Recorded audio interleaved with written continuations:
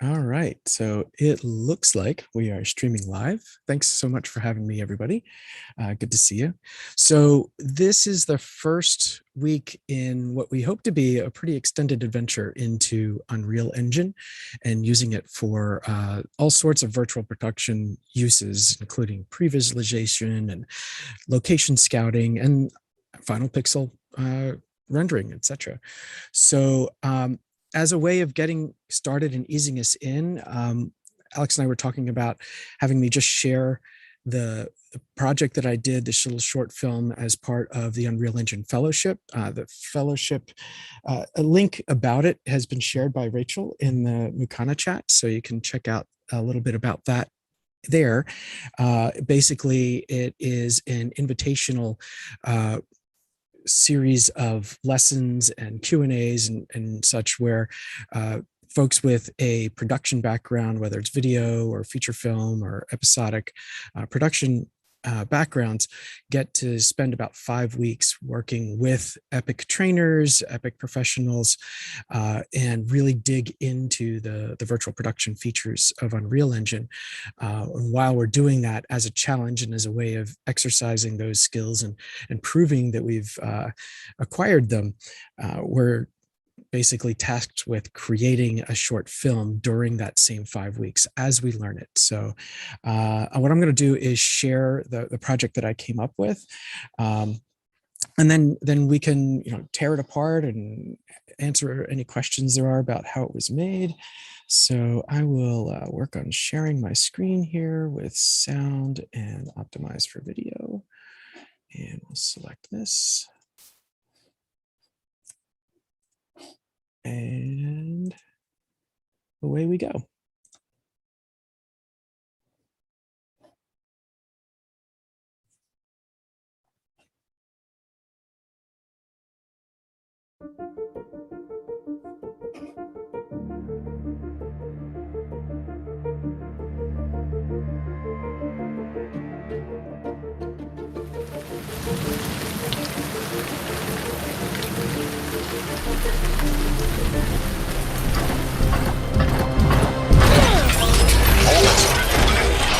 Boss is on the phone with a buyer. Okay, yeah. I can hear you now. That weapon we found at your place is going to make us a lot of money. Just send your team over with the money. Yeah.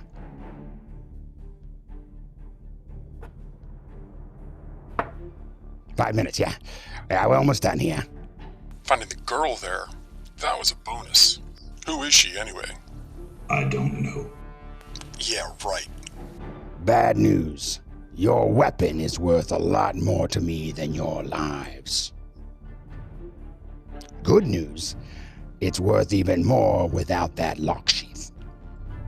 Of course, only the owner can draw the blade.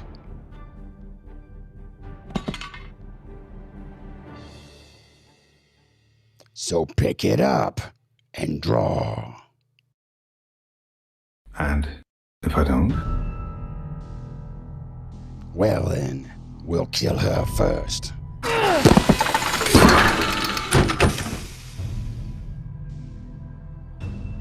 And then you after. Good plan. Except for one big mistake.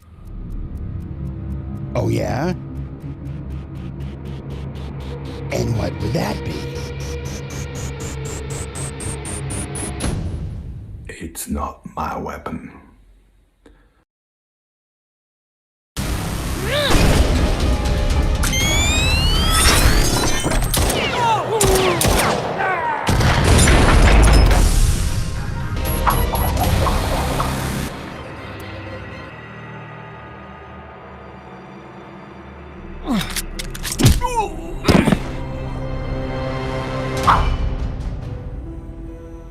I was sent to find you and bring you in, and that is exactly what I'm going to do.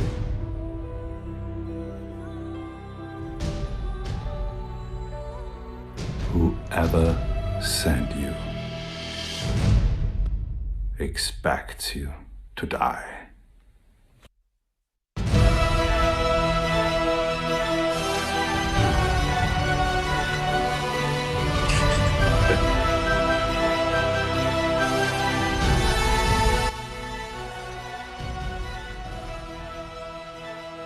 So I guess one of the things that I would share right away about it is just about everything that you saw was almost entirely free assets from Unreal Engine's marketplace.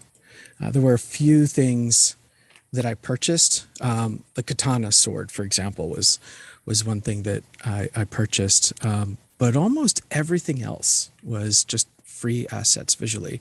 Most of the purchases I made on the marketplace were actually the sound effects and music. I just really didn't have time to source most of that myself. I did press my son into service to do some of the sound effects, but the music and some of the sound effects were retrieved from the marketplace. And so that's kind of the overview. That was the project itself.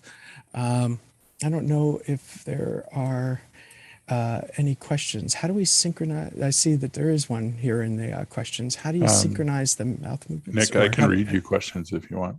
Oh, sweet. Okay. All right. All right. So Guy Cochran from Seattle says, what did we miss in Nick's SIGGRAPH presentation?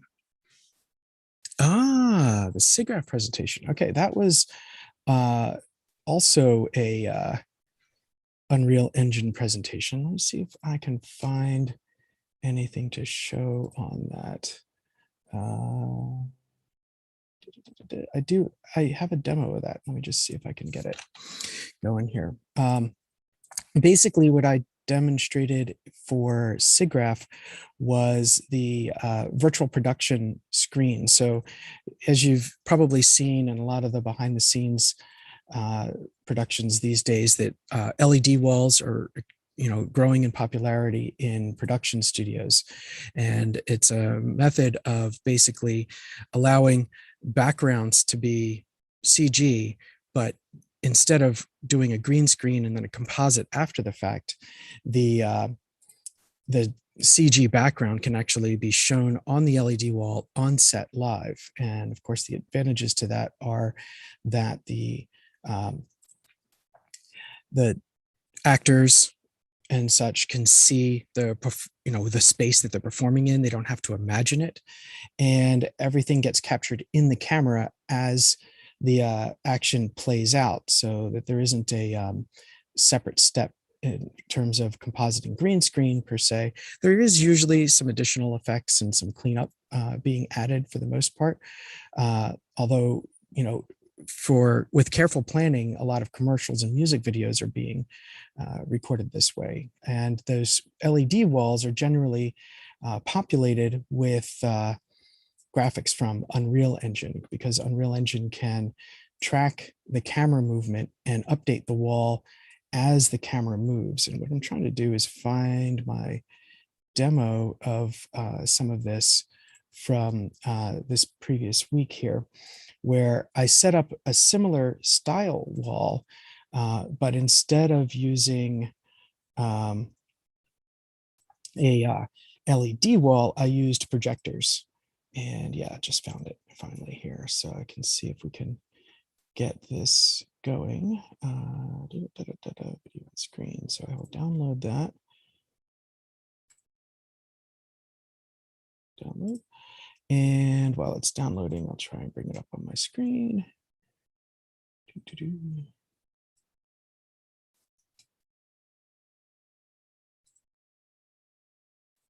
It's desperately trying to do two things at once. Let's see if I can.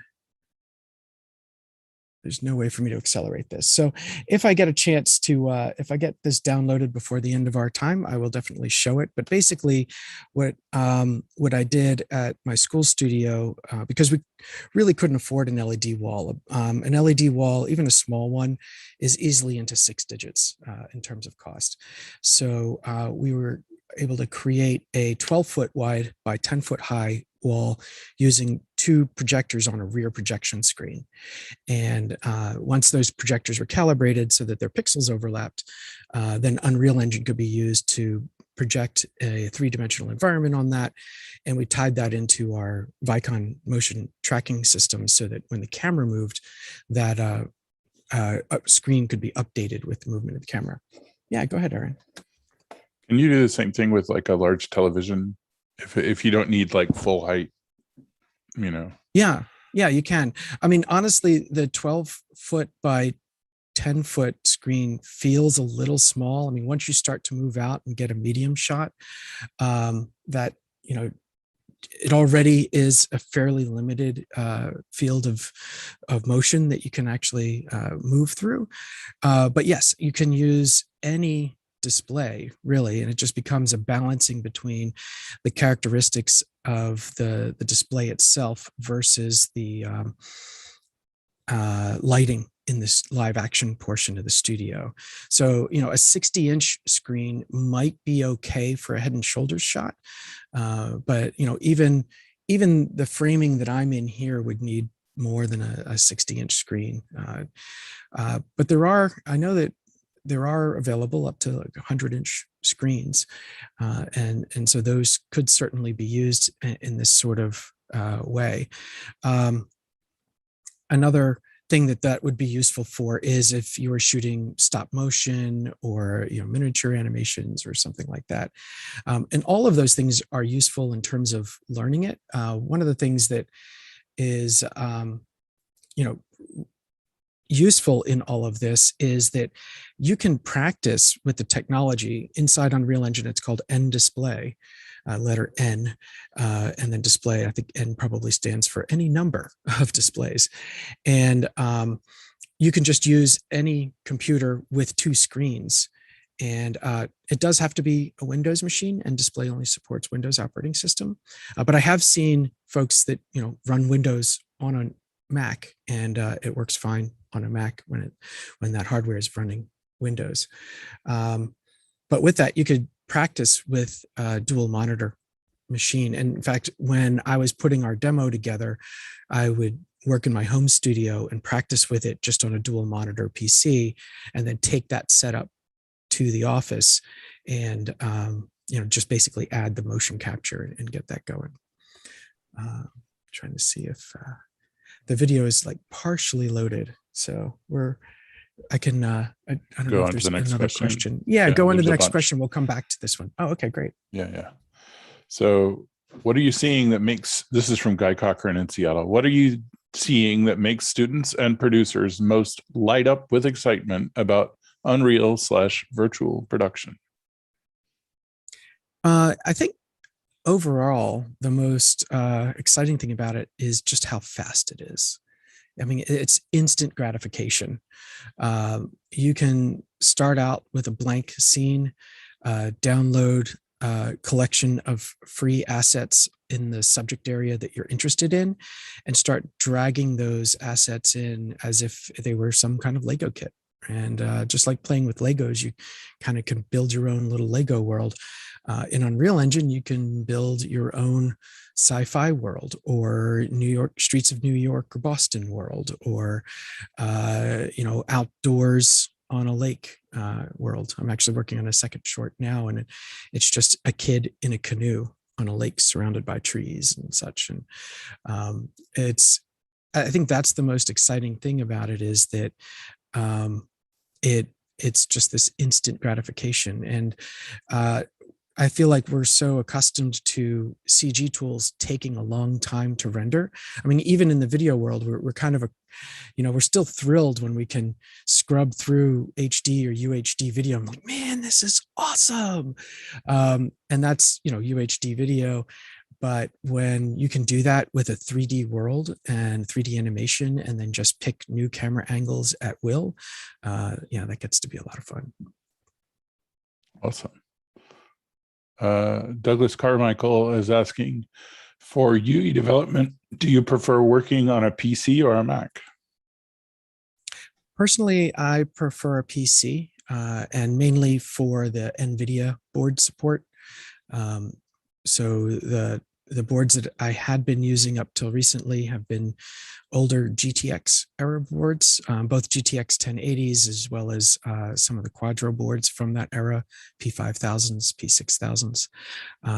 But also now I've had the opportunity to upgrade. So now I have an RTX modern board, so I can take advantage of the ray tracing features in Unreal Engine.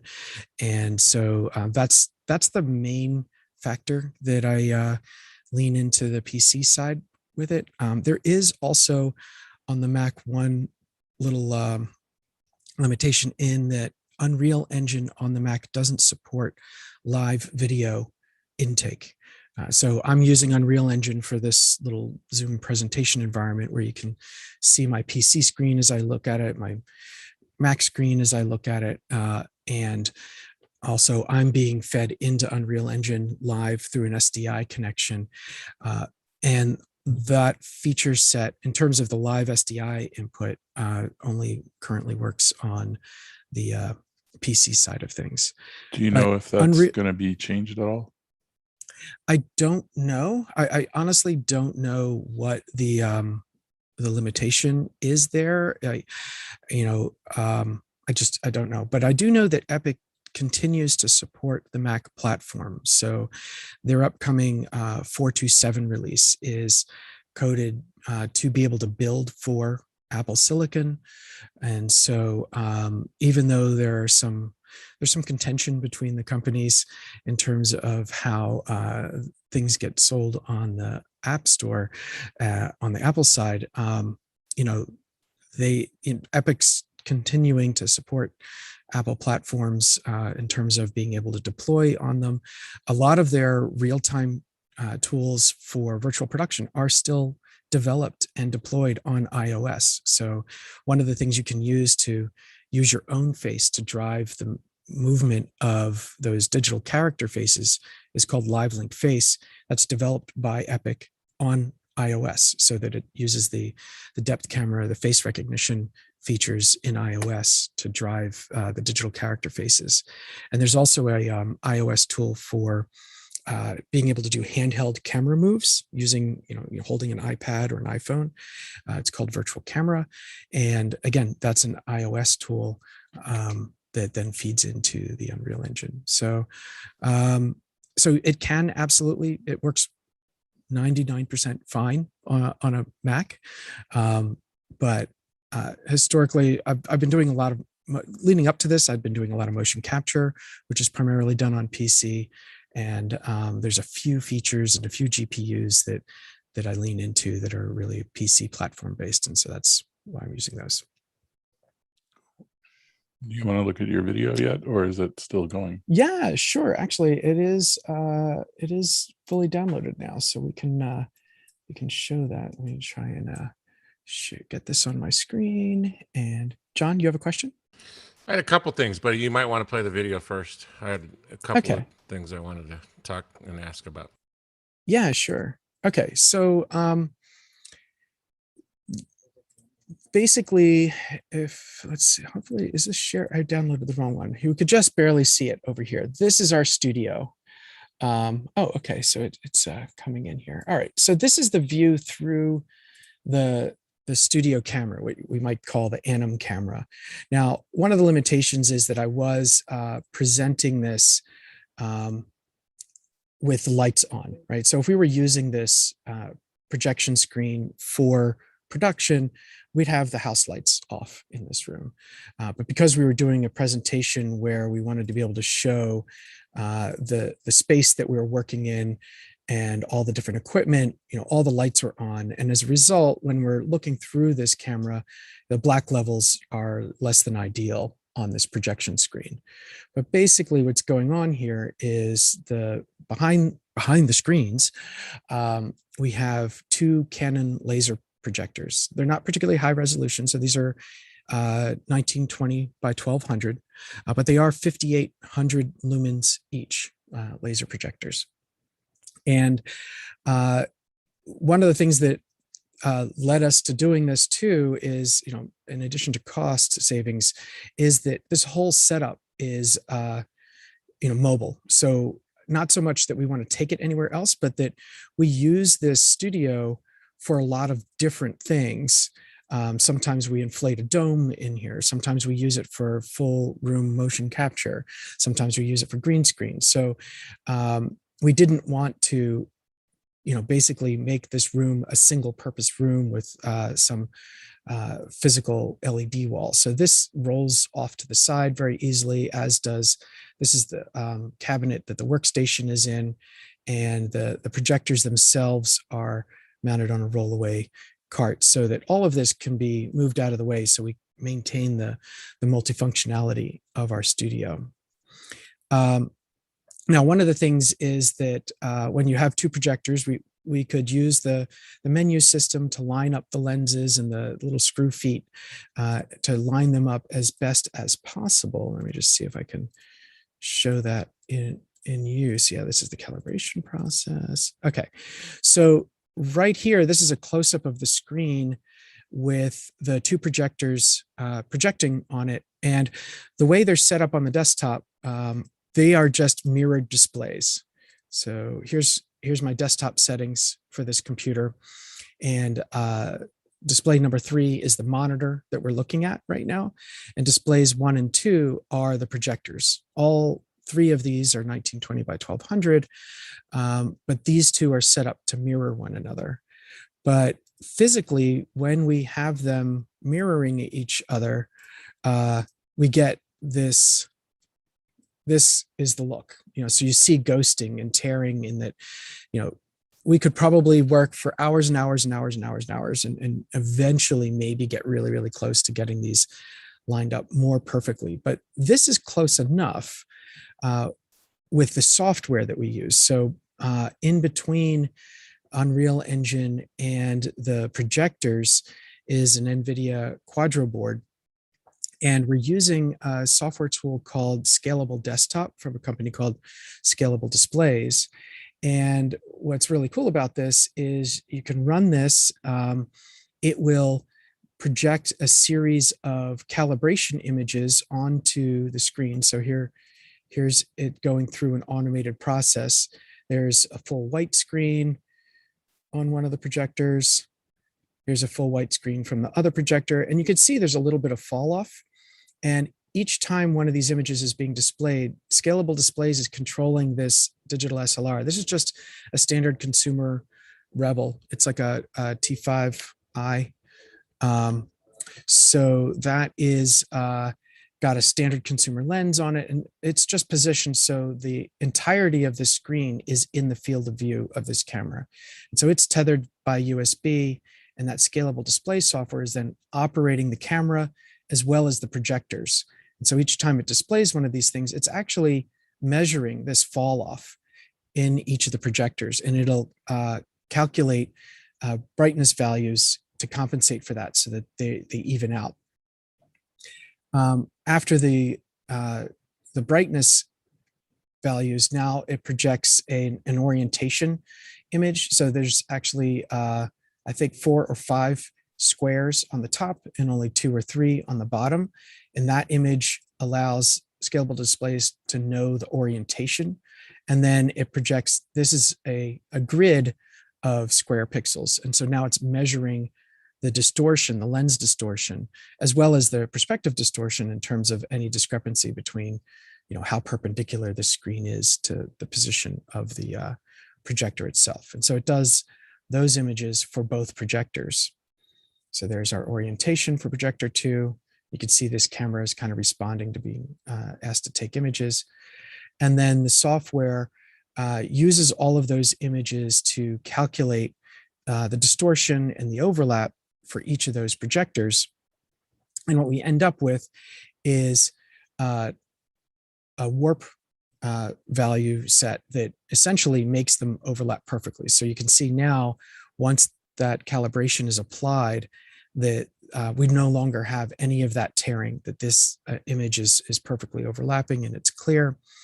And the really cool thing about the software is it actually bakes that calibration as data onto the GPU. So the resulting calibration lives on the GPU, and it's 100% transparent to Windows as the operating system, as well as any software running on it. So as far as any software or Windows is concerned, this is just a pair of 1920 by 1200 mirrored displays. And so then from there, there's some setup to be done in Unreal Engine. This is a free project that can be downloaded from the Learn tab in the Epic Launcher. And it basically sets up a camera that can be controlled by a motion capture system. And this whole demo kind of went through the setup of that so that we had a, let's see if I can find my mocap system demo. There's a lot of, this is going through all the little intricacies of setting this up on in Unreal, but you can see as Laura here turns the camera one way or another, the projector actually changes its image. There's a frustum image here that is just being projected for the benefit of this camera. When she turns it away, we see an image that's just kind of a single point of view, but this window, you can't see the edges of it through this lens, but this allows the scene to be updated if the camera rolls on the dolly or if it turns. And that's all being updated because there are little reflectors on the camera rig that are being tracked here by our Vicon mocap system. So that's kind of like the high level view of what that demo was. And yeah, in the coming weeks, I'm hoping to kind of bake this down into something that I can share on YouTube. John, did you have a question? Yeah, so a couple things as we watch your movie, and I presume the most of it is just the playback in Zoom. A couple of things. Can we talk about how you did the rain? Is that physics engine built into Unreal? Because the rain is super symmetrical and it doesn't look right. No, in fact, that scene is a very old free asset on the marketplace. So if we go into the Epic Launcher and Marketplace, there is a really old set of assets called Soul City. And here it is, Soul City. See, I own it for free. And so I don't know, January, so this is 2018, really old. So it's 3 years old, 3.5 Bruce years Willis old. movie is though. Okay, well, there we go. So I basically, yeah, exactly. I basically used this out of the box. The only thing I really did was add like Jupiter into the sky to kind of give it more of a sci-fi-ish feel. I mean, it's already kind of a little bit of cyberpunk-ish, but I kind of wanted to ground it a little bit. So I did nothing to that. You can see the rain is in here. Yeah. And so whatever that simulation was, this was a late add to the project. So I originally, my advisor, equivalent of an executive producer, said you need to open this shot on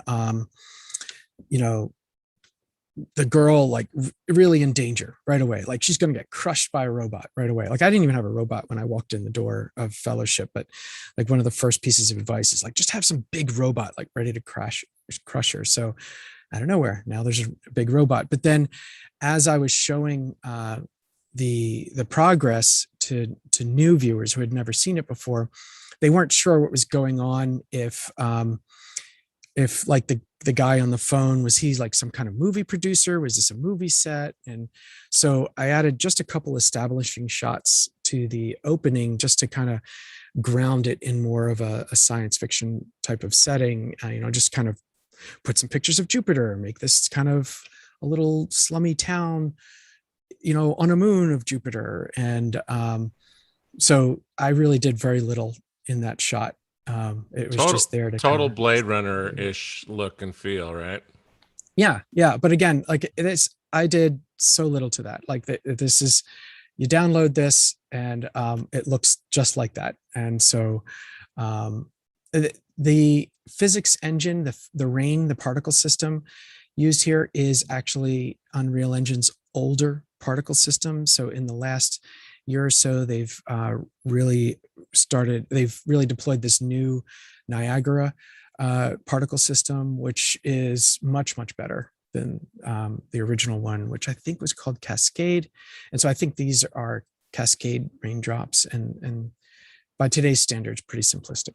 So my second question is the close-ups on the faces. They seem to be slower than real time. Is that on purpose? Not intentionally. Or maybe it's Zoom not Yeah, displaying there back. could be some lag in Zoom. Actually, one of the tricks that happened on me, in case you didn't recognize it, the boss guy, it was voiced by Alex. Of course. And How could we not? Alex being Alex, video recorded his delivery of the audio with a Ursa 12K running at like 240 frames a second. So I had this really slow motion, just amazing performance from Alex. And so I actually had to speed that up like by 8x to get it to play. That explains real everything. time. So that's a lot of that. Yeah. Is that Aaron that has his hand up? Very cool yeah. project, Nick. I appreciate you sharing. Thanks. Yeah. I just want to say that we have 20 minutes left in the hour, and we have a whole bunch of questions. All right, let's get through the questions then. And I'm sure we can go over a little bit, but I think people want to get ready for cooking. I think Alex said we're allowed to go to 90 minutes. So okay, good. So Juan C. Robles in Mexico says, how much time did the project take? So calendar wise, it was 5 weeks from start to finish. So I had a page and a half script that I wrote of dialogue. I knew that I was going to have to make a short film, and I knew I wanted to learn metahumans. So it was basically a 5-week calendar time. And I was splitting that time. Really, there were 3 projects going on in my life at that moment. I was doing a project, a commercial production with Alex that consumed a chunk of time. I was attending the fellowship classes. So basically we had 8 hours a day of mostly class sessions. And then I was also producing it. And so there was very little sleep involved, but I unfortunately didn't really keep track of my hours on it. So I would say though that it was a 5-week span of time, while doing 2 other projects were really consuming equal time. Eventually I did sleep a little bit, and then it was done. It got pried out of my hands. So I mean, there's plenty of things that I would want to do more and better on, and more cleanup, but yeah, that was a 5-week turnaround. Cool. Hope you've gotten some sleep since then. Juan Robles says, how do you dress a metahuman?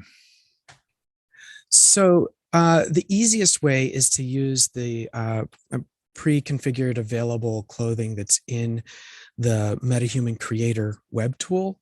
So I'll see if I can start that up and just show that. So that's the absolute easiest way. There is a limited selection of clothing in Metahuman Creator, but it is there.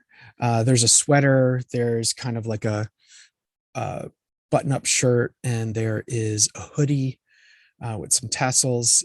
There's, in terms of pants, there's shorts and jeans and some khakis, kind of cargo pants kind of thing. And then there's kind of like an just wearing underwear setting. So those things are built in, and those are absolutely hands down the easiest. And you have complete control over the color of all of those, the trim color and the base color.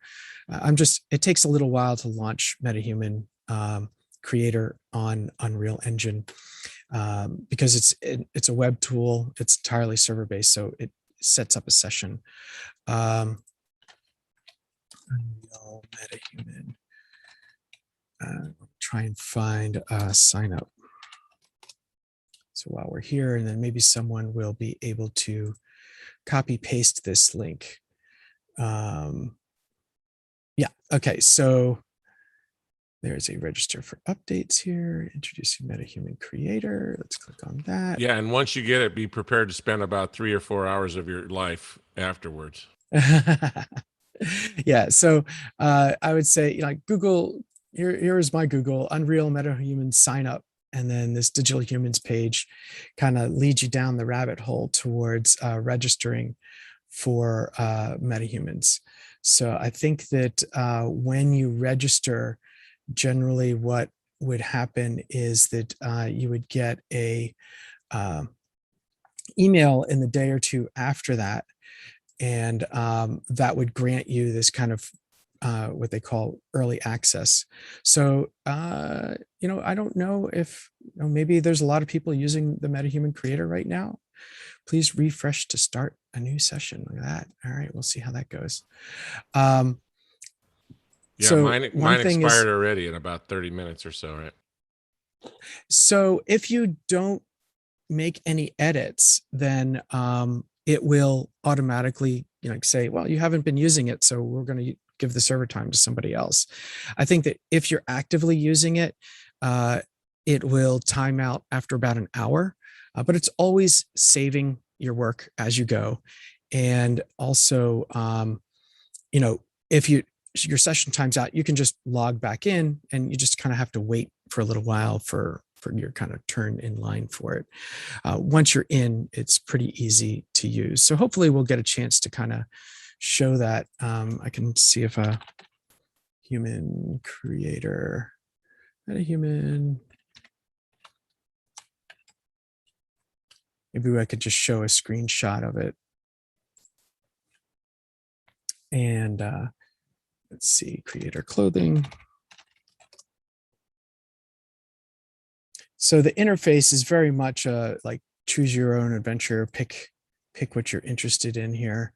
Interesting that there's no easy clothing image online, but I can show that it kind of looks a little bit like this. Like this is right here, picking what kind of body type you might want. There's a short body and an average body and a tall body. And then for male and female. Want to show your screen? Ah, thanks. Yeah, I appreciate that. Here we go. So we've got, short, average, tall, female bodies, male bodies, and there's normal weight, overweight, underweight. And so there's a few different bodies. You can see she's wearing a typical shirt and jeans. There's an option here for clothing, and then a menu comes up here to pick the built-in clothing. It is possible, here's a demo of a few different kinds of clothing.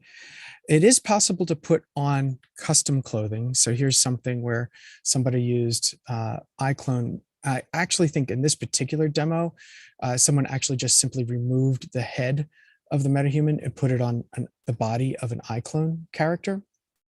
Another thing that is possible, if you're familiar with rigging and doing skeletal setups and weighting and such like that in Blender or Maya or Cinema 4D, is you can take custom clothing and add it to a Metahuman model in one of those tools. And then basically the process is called skinning or weighting, basically connect that clothing to the Metahuman control rig skeleton so that the clothing moves with the Metahuman. And that's generally the process for adding custom clothing. So for the commercial project with Alex, for example, we had a little bit of custom clothing to add. A lot of people are experimenting with this now. Marvelous Designer is another clothing tool. So you can do all of that, but that's more complicated than just like clicking and selecting from a little palette in the interface here. So, hey, is that Chris Comfort right over there? Right where your mouse is? Next one over? Right here? Well, I don't know. It's the one he used in the movie. Yeah, it's similar, not exactly. This isn't mine. This is one of the preset metahumans. Yeah, every metahuman is unique. My metahuman's called Adam. Okay. But I wonder about Preto, though. I'm not sure if he's trying to make his metahuman look more like him or if he's trying to look more like his metahuman. I can't get it to look like me. There's no That would be a good glasses. way of cheating. That would be a good way of cheating. You can add glasses as a 3D model, and that's actually easier because the glasses don't have to bend and wrinkle the way clothing does. So clothing really needs to be added in what we usually call a DCC, a digital content creation tool. So that's Maya, Cinema 4D, Houdini, Blender. those types of tools. But glasses, you can easily add, if you download a model of glasses, you can actually add them in the project and essentially say, hey, these glasses belong in this position relative to the head joint, and then they should just follow wherever the head goes. So they're actually pretty easy to add in Unreal Engine. So too much cool. work. How are we doing on questions? Oh, we got lots. Okay. Douglas Carmichael says, how do you synchronize the mouth movements to a metahuman to the audio? Oh, okay, great. So I'll try to remember to share my screen this time. And I don't need to optimize for video or sound or anything like that. Hey, Nick, thanks. I got to run. Okay, take care. Thanks, John. Make sure. Glad we got his questions taken care of.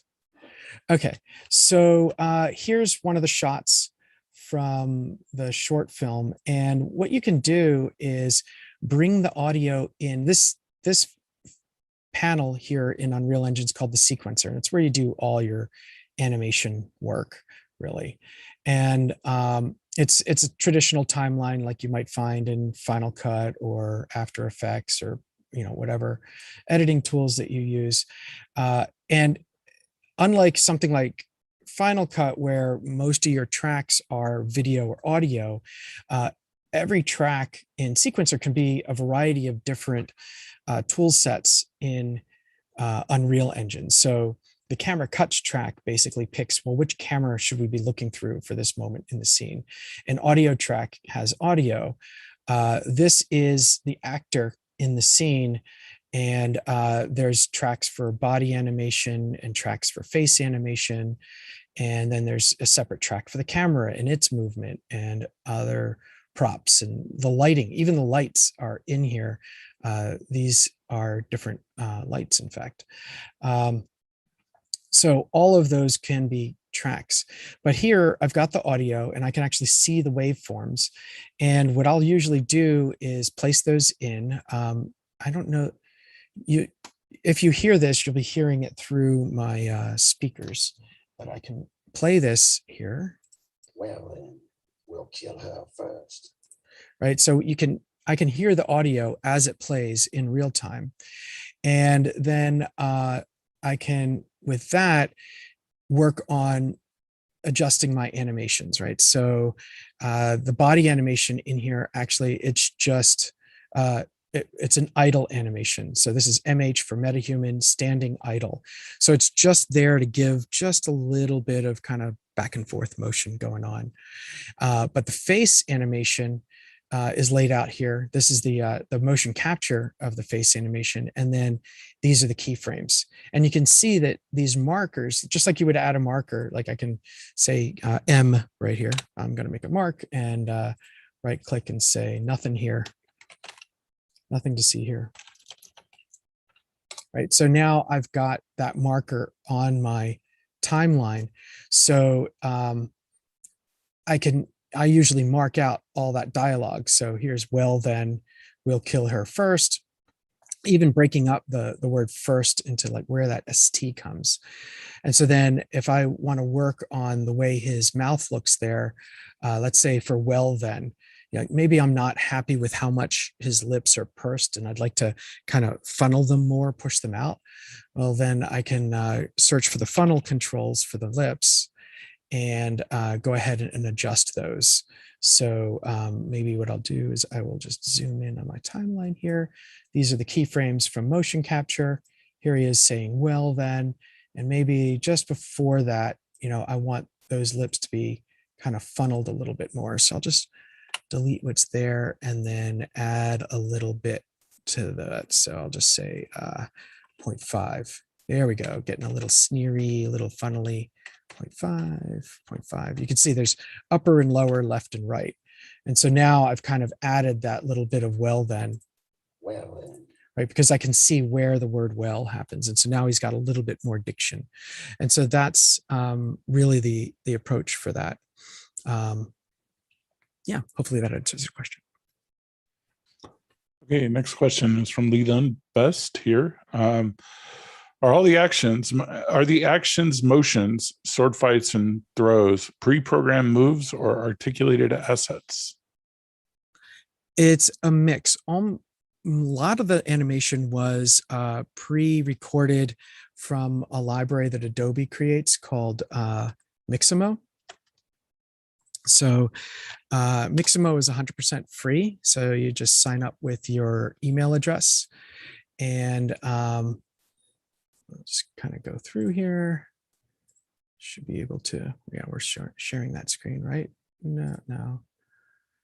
And this is a huge library. I've got 96 animations showing per page, and there's at least 26 pages. And so, if I want somebody running forward, holding a rifle, there's an animation for that, right? And so I can download that animation, and these can essentially be drag dropped into. That's what I was curious about. That's just Unreal. then a small script that gets applied to the asset automatically. It's not something you it's have to not even a construct script. yourself. It's just, yeah, it's not even a script. It's just a drop in, right? So like if the standing idle animation for this body came from Mixamo, I just dragged it in here, right? So I could right click and I can even choose other ones. So this is my standing idle. I could have them rolling around. I can have them shaking, whatever. Yeah, because I used to use a lot of the Unreal 3 assets to build characters in like band situations where they're playing musical instruments or they're singing on a microphone and they're doing the dancing and things like that. Those were all pre-programmed assets, but you could apply them to any of the characters that you built. I just wasn't sure how the newer Unreal versions were handled on Metahuman, because there's so much articulation in the lips now.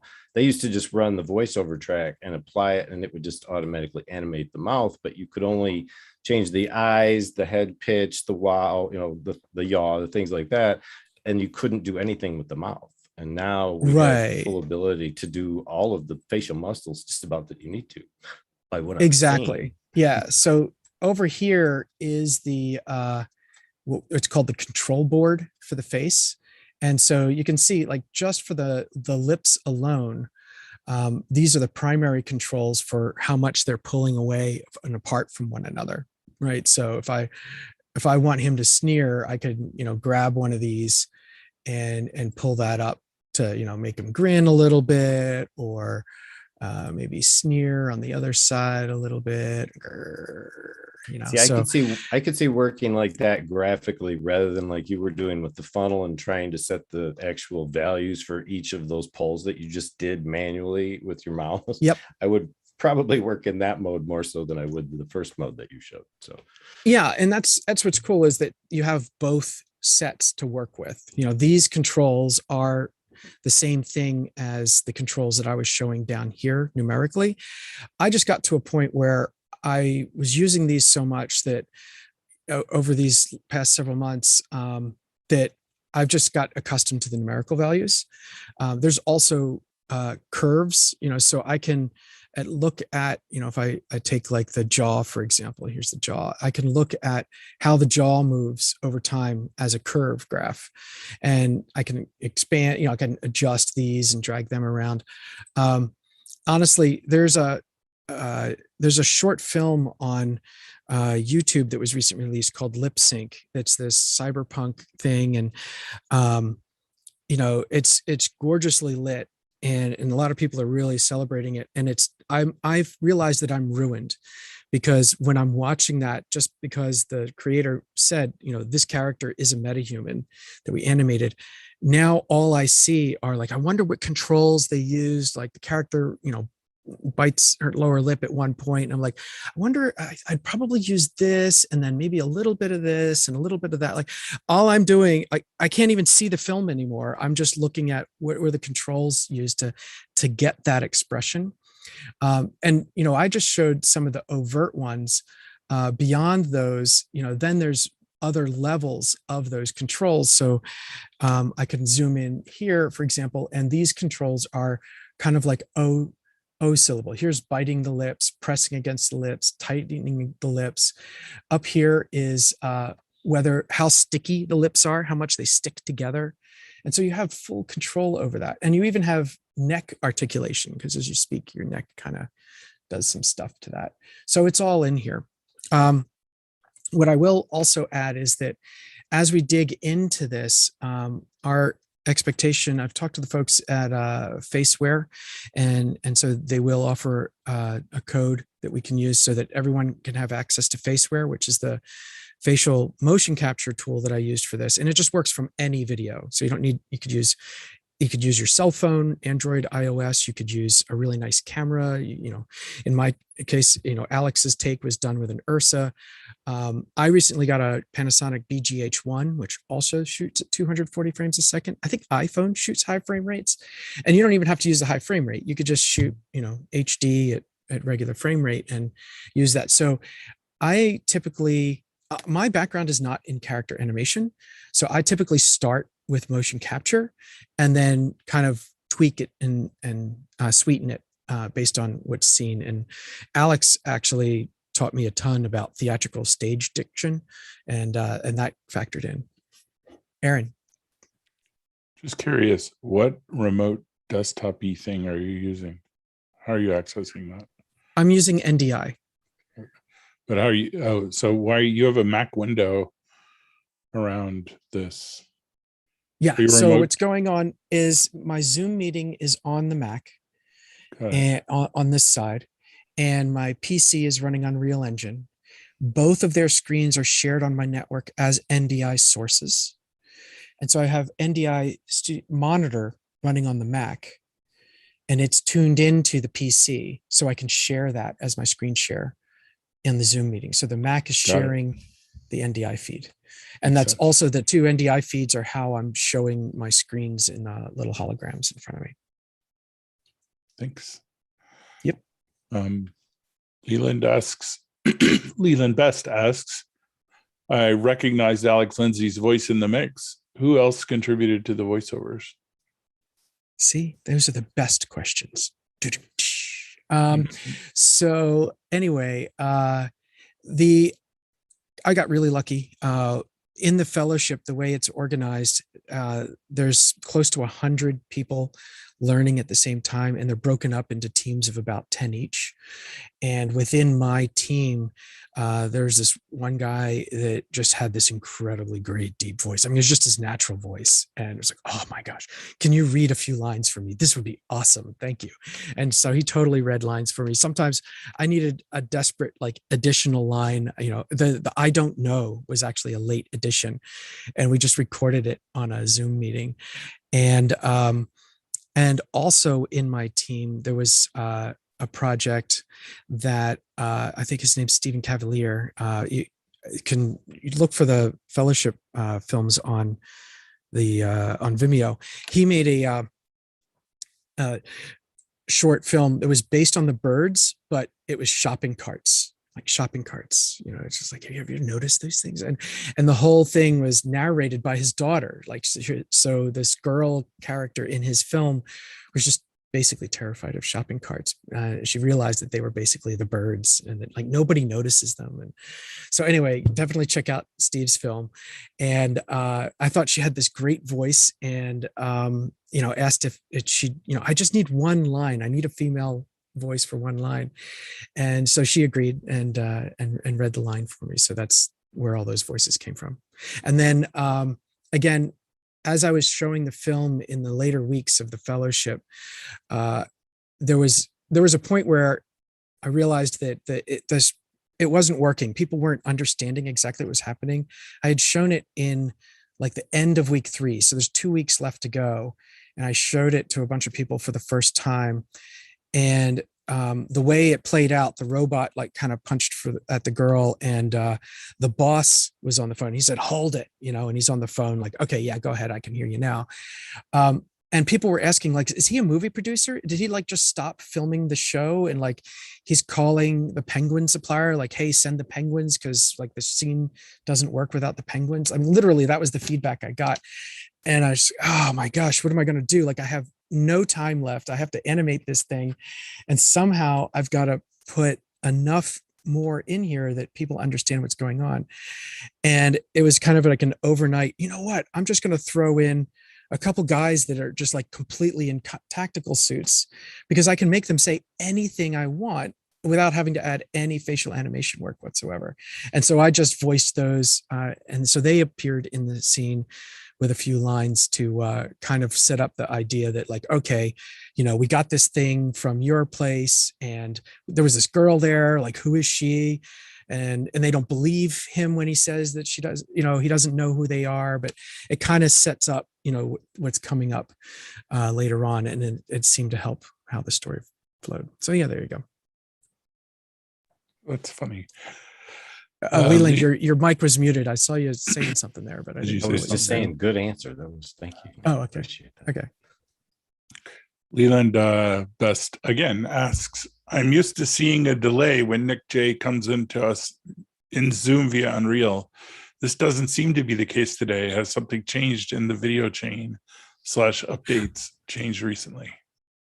A couple things. One is that I've updated my video pipeline in Unreal Engine to use Composure. So in my previous visits to to office hours, I was using 3D materials on 3D planes in the scene, but Composure is Unreal's two-dimensional compositing tool, and since it doesn't have the three-dimensional overhead baggage, I'm using that, so it helps with my frame rates.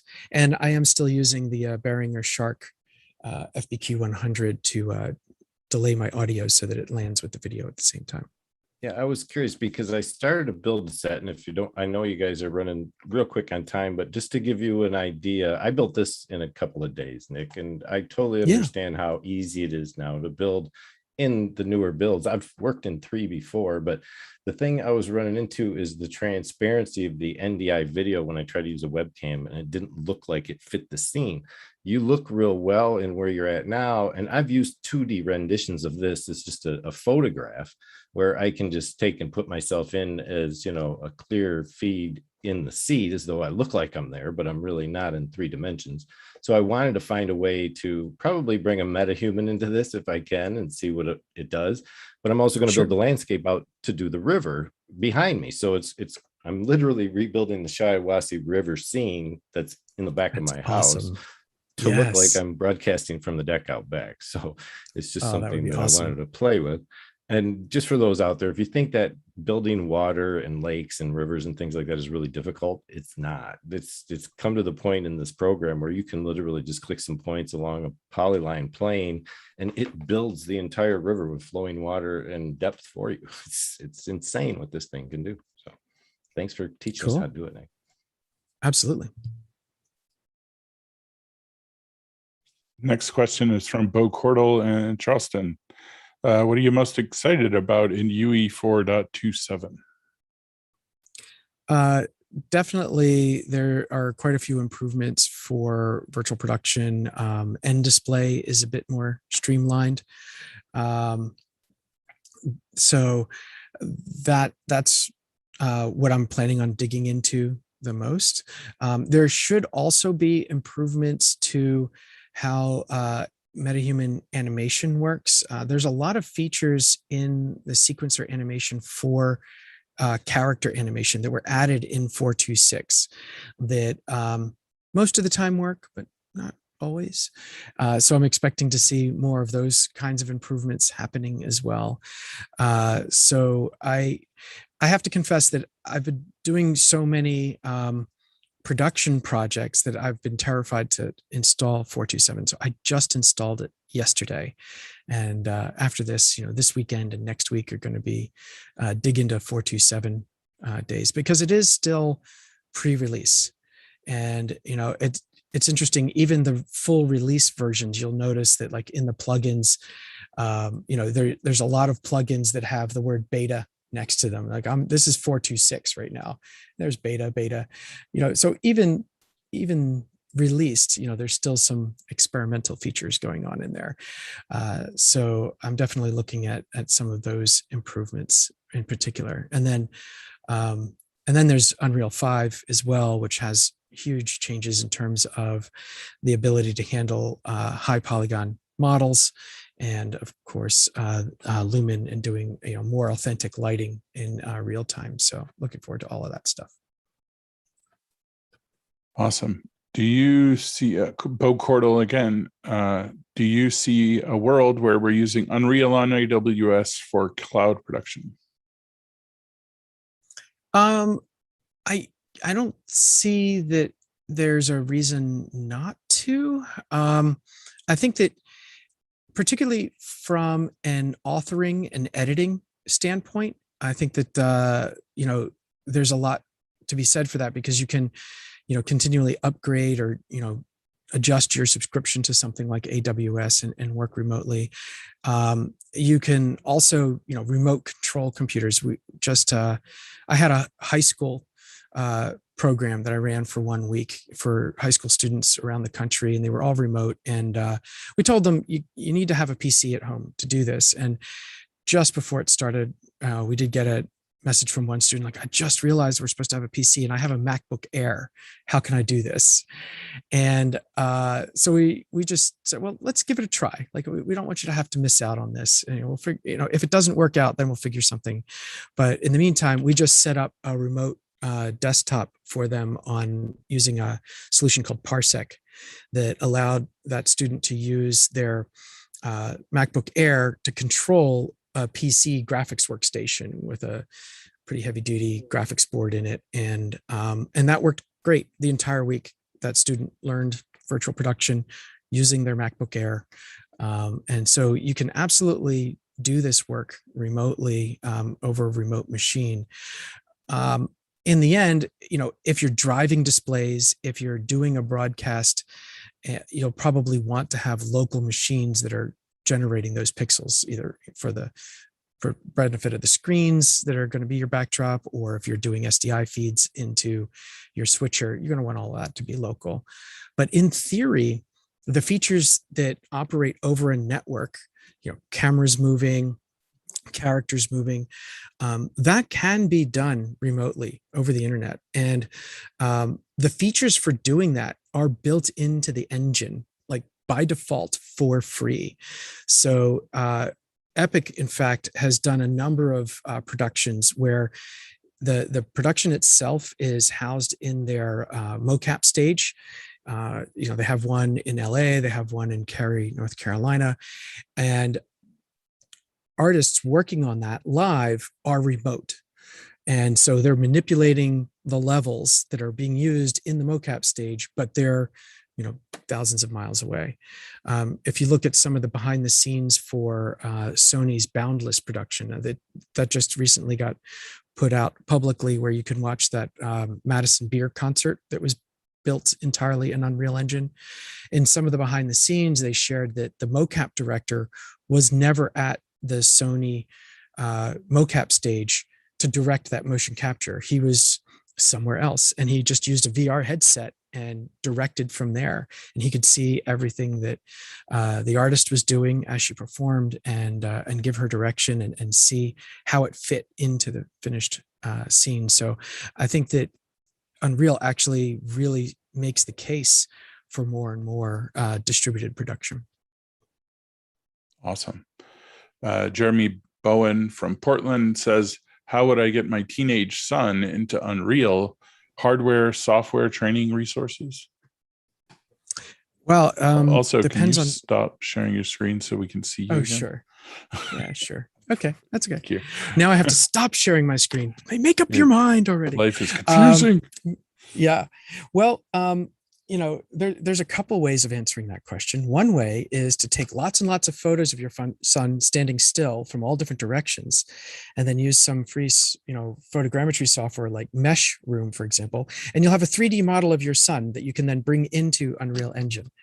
But if you want to get your son enthusiastically participating and playing with Unreal Engine, there are a few different, it's basically a free download, right? So you go to unrealengine.com and get started now. And if your son happens to have an Epic account because they play, your son plays Fortnite or something like that, then they might have an Epic account already. Then that'll get them in and they can download Unreal for free. And then there is a website, learn.unrealengine.com, which is Epic's, its own source for, this is gold standard for learning how to use it. And one of the courses in there is called Your First Hour in Unreal Engine. And that's a great place just to get started. And is it in new levels? No. Let me just see. I left the link in Mukana for everybody to follow to their online training, Nick, so that they can find it on the website. Another thing about Unreal is there's tons and tons of places to start, right? So my feeling is like, get started with something that your son is interested in, right? So if your son is interested in concerts and DMX lighting, then there's a DMX previs example that has a already pre-built live performance stage and in Unreal Engine, and you could start playing with that. If your son is into cars, then there's a car configurator that has a scene with this really incredibly detailed Audi convertible. If your son's into architecture or interiors, there's a place to start there.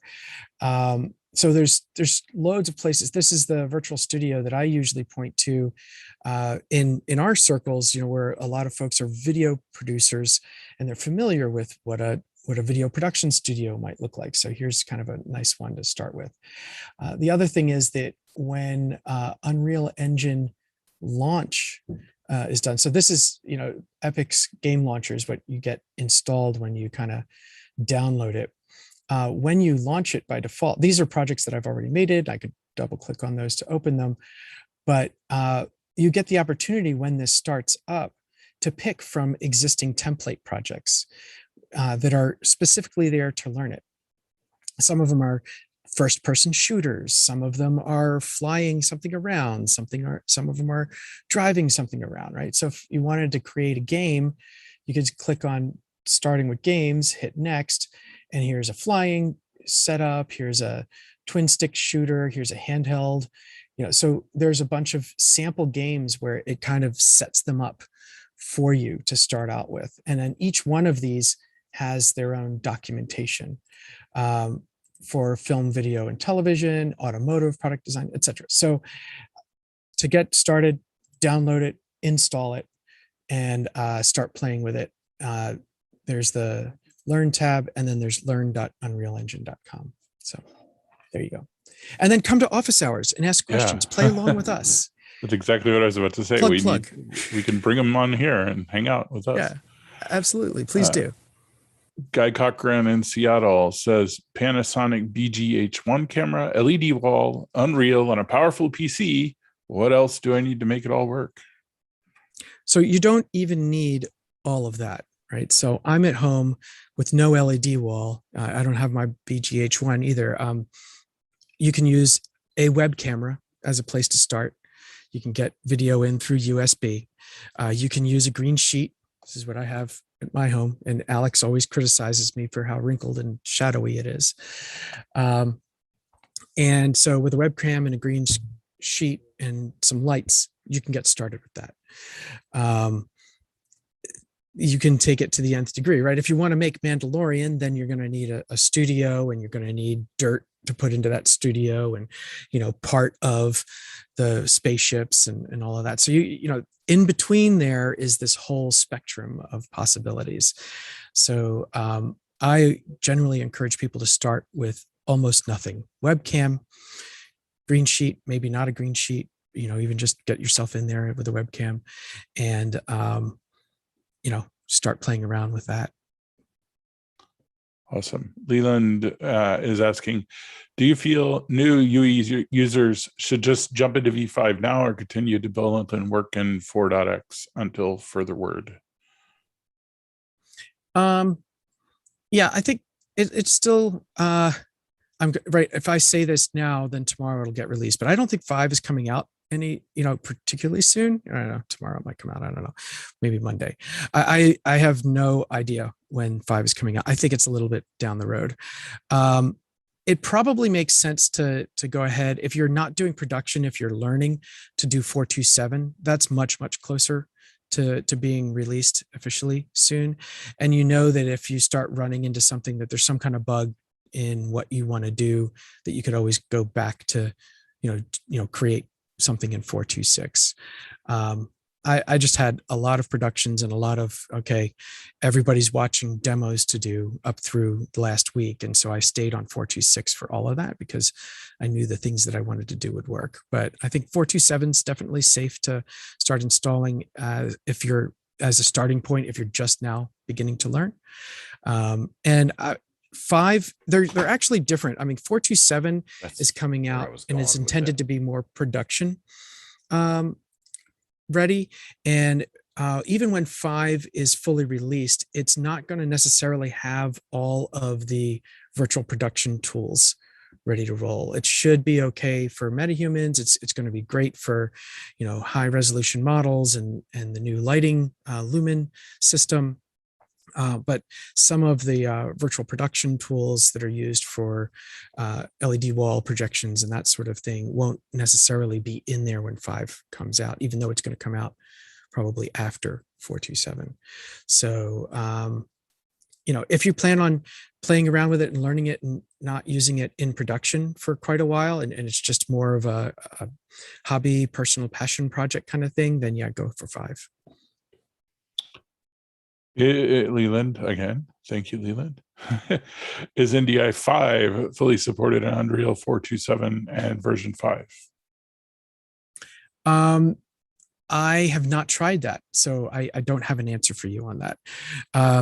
I know that NDI 5 is working in 426, so that's the only answer I can give you right now. I don't believe it's in 5 yet. But the plugin could potentially be recompiled. So yeah, anyway, there's my answer. I don't know. 426, it definitely works. Craig McFarland in Boston. What are the situations where a front or rear projection screen is usable for virtual sets? What are the situations where is usable? Well, you're going to want to have a space where you have complete control over the lighting because you're going to experience more black level interference. The screen by its very nature is going to catch more of the ambient light in the space.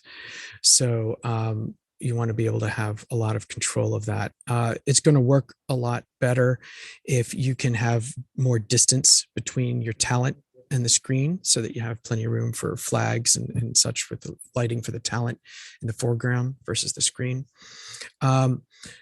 You know, honestly, LEDs are going to generally be the better choice if you can afford them and you have the space for them and you're okay with them completely occupying your space or, you know, taking a long time to set up and break down and such. So the visual quality tends to be better because they catch less light. They're naturally more black and they put out more light with more fidelity than a projection might.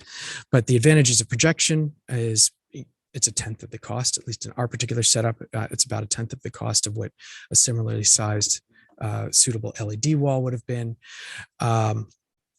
It's you know, very quick to set up. We can set from that screen being up against the wall to us using it in front of the camera is less than 2 hours. And so that's pretty nice to be able to just walk into a room cold and get that thing up and running in under 2 hours. It recalibrates very quickly and automatically. So so those are some of the advantages for that. You'll need the space to have the projector throw, whether you're front projection or rear projection. The lens that we're using is a 1-to-1 lens. So for a 12-foot wide projection screen, the projector needs to be about 12 foot behind the screen itself in that rear projection scenario. We can use a bounce mirror to cut that down, but even if we wanted to cut that distance in half, we need a 6-foot mirror so that the projector can throw the first 6 feet to a 6-foot mirror and then bounce it to the screen, and we will lose intensity in that bounce. So, you know, the screen's going to look better if you have a direct shot to it. But, you know, other than that, it's just a matter of, you know, what are you trying to shoot? What's your lighting situation? And for us, we have a pretty big room. We can set it up, we can use it, and looking forward to getting some shots with it. Hope that helps. Thanks. Douglas Carmichael says, how are you creating the virtual environment you're currently appearing in and writing it into Zoom? Yeah, so that is Unreal Engine running live on the same machine that I've been doing my demo on.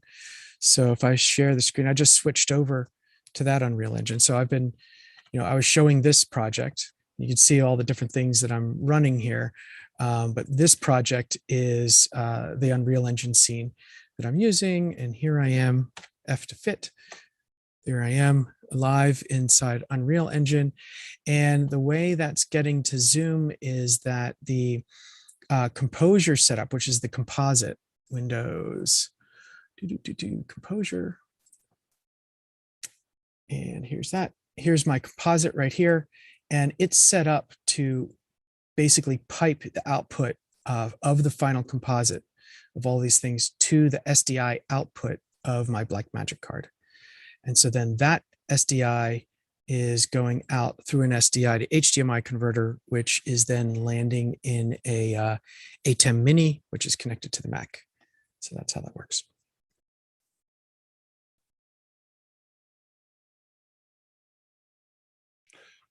And Douglas has our last question, I think. Yep, last question. In my studio, I plan to use Wave SoundGrid to link my Mac-based DAW to a PC-based UE workstation.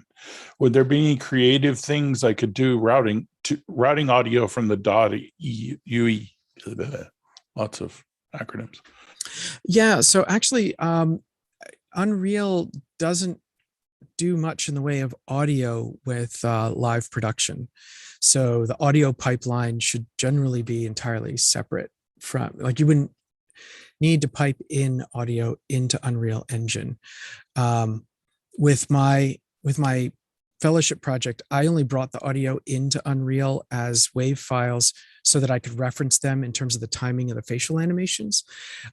When I actually rendered to JPEG images, or PNG sequences rather. So PNG files, one file per frame, and then used a standard nonlinear video editor. I was using Premiere to cut the show, and the audio was in that video project again. So for live scenarios, the audio pipeline would be independent of the Unreal Engine video pipeline.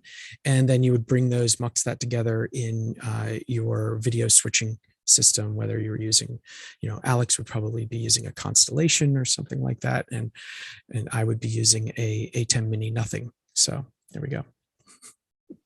Awesome. Just a quick one along audio, Nick. What's the delay you encounter if you were to send audio through Unreal like that and try to broadcast? Do you know? Because I know you're already setting delay because of the video pipeline you have. What's your setting for that? How many millisecond delay do you have on that?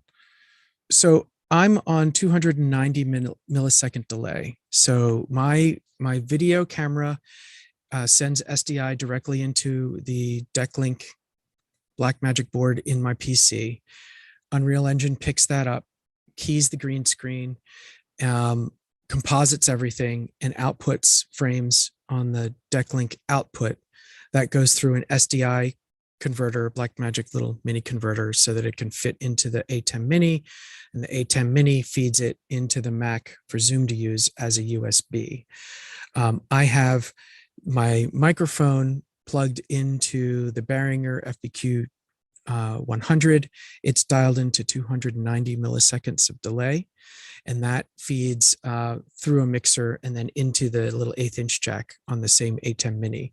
So Zoom is seeing audio and video coming in from the ATEM Mini, and then you guys see it. So for live, I have never put any audio directly into Unreal Engine. It's always a completely separate pipe, and they get muxed at the video switcher. Cool. Well, we have we have no more questions. So I don't know. We if you nailed it wanna because we're say just more right at the things or not? 90-minute mark. Yeah, Yeah. Well, exactly. the main thing I want to say is go to the signing up, register for updates, and then sign up for the Metahumans early trial and get into Metahuman. I did finally get my session, and then I never did anything with it, so it's timed out. I can try again to see if I can get in, but sign up for Metahuman Creator. It's totally free, so you'll want to create an account on the Epic Unreal Engine website with your email, and you want to use your email. Set up an account there, because that account is what brings everything together. You'll be using this Metahuman Creator website to design a Metahuman. And then there's another tool that basically downloads the finished Metahuman that gets it into Unreal Engine. And we're going to cover all of these things step by step by step. So for this week, set up your account on the Epic website, on the Unreal Engine website, and sign up for Metahuman Creator. If this link isn't here right now and we're not able to find an exact direct link to signing up. I think it's because you're logged in, I think. So yeah, it might be not going to show it to you. Yeah, it might be that. There'll be a form like this that you'll sign up on. And then a day or two later, you'll get an email saying, hey, you have access to Metahuman Creator. And then log on to it and play around. I mean, basically, it has your ability to, like, you could start a new Metahuman, and it asks you to pick who is your starting point. There's like 50 different existing Metahuman faces and all. And then there's different controls for manipulating them. So you can easily find some instructions on how to push and pull and play with. I mean, if you want to take on a challenge, try to make somebody, try to make yourself, but don't even take that much pressure. Just play around and make a person. We'll pick up with that next week. I see Leland's got a question, but I'm going to just kind of set up that question. Nick, I week, just dropped the user guide down there for everybody to find the user guide on that. That's all. Oh, cool. User guide is in the Mukana chat. So, and I keep getting these connection timeouts right now. So maybe today's not a good day. In any case, go ahead and play around with that. Next week, Alex is going to be here, and rather than me, Alex actually, on the commercial project that we did together, he spent all the time in learning the Metahuman Creator to kind of make Metahumans to match people. So he actually knows Metahuman Creator better than I do. And so he's going to be talking about that. So to get ready for that, get your Epic account, play around, sign up for Metahuman Creator, play around with it, bring questions on that topic. We're not even going to open Unreal Engine next week. It's all about the Metahuman Creator website. And then step by step, we'll work on, getting those Metahumans onto your computer, getting them into Unreal Engine, and, starting to kind of make their faces move and bodies move and all of that kind of stuff. Down the road, we're, besides having the code that we'll be able to give for Faceware Studio, we'll likely also set up a motion capture session with my studio at Drexel, so that we could do, like, you can use the Mixamo library, and we'll show some things on that down the road. But ideally, if you've got a project in mind, you've got something that you might want to do motion capture for, we'll try to set up a weekday motion capture session where we'll fire up the Vicon system, get a few students or maybe even actors in suits, and you guys can direct them remotely over Zoom, and so that we can get like some custom animations in there for you. So those are some of the things that we have ahead. So you definitely want to get started. You don't want to kind of fall too far behind, but we're going to take this just a little bit at a time. Awesome. Well, thanks so much, Nick, and we'll see you all next week. And at the top of the hour, we have Damayanti Gajar, Cooking with Damayanti. You can find that in the cooking channel on Discord for all the stuff.